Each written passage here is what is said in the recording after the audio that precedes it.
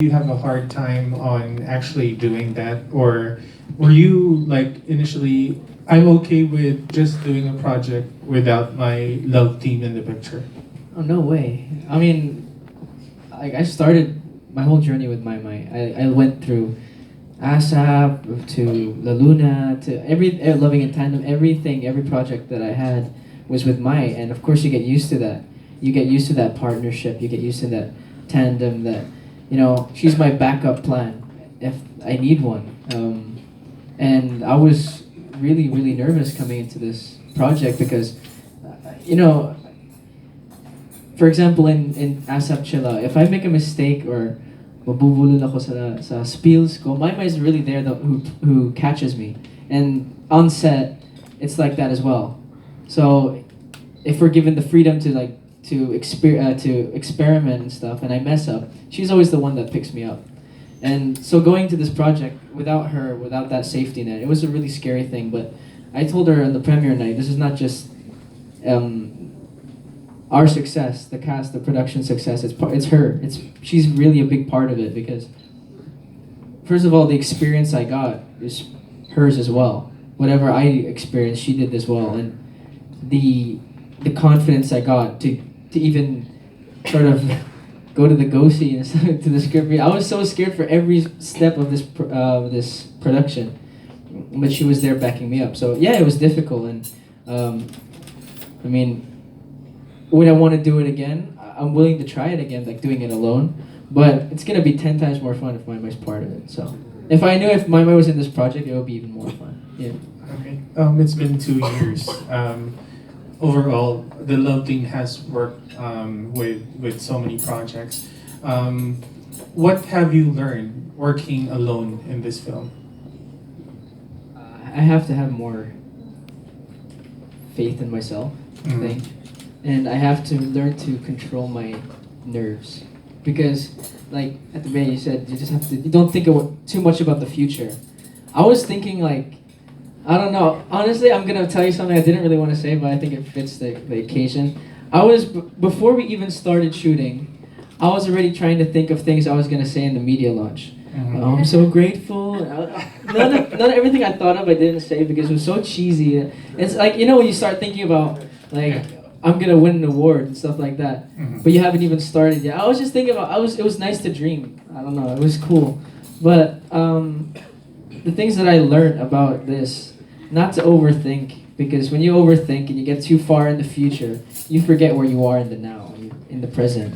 So you really have to just stay grounded to what's going on now. Don't think about, for example, there was more heavier scenes for me, not really like intense, but like for me personally, more heavier scenes, and there were lighter scenes. During the lighter scenes, I was already thinking about the harder ones for me, and like the ones with the longer lines. I don't know. I don't know. And something that Kuya Aga said on set was you have to relax, and it's one of those things you take for granted. You just have to relax. So it's not really like I didn't really learn giant things that would monumentally change my life in that moment, but it's definitely going to change the way I approach acting and approach life in general. So yeah, I learned a lot from these two here and as well from Kuya Aga. So. Last night I tried to ask your parents what particular question to ask you today. Yeah, so but they were pretty much concerned also about your studies. Are you planning to pursue that?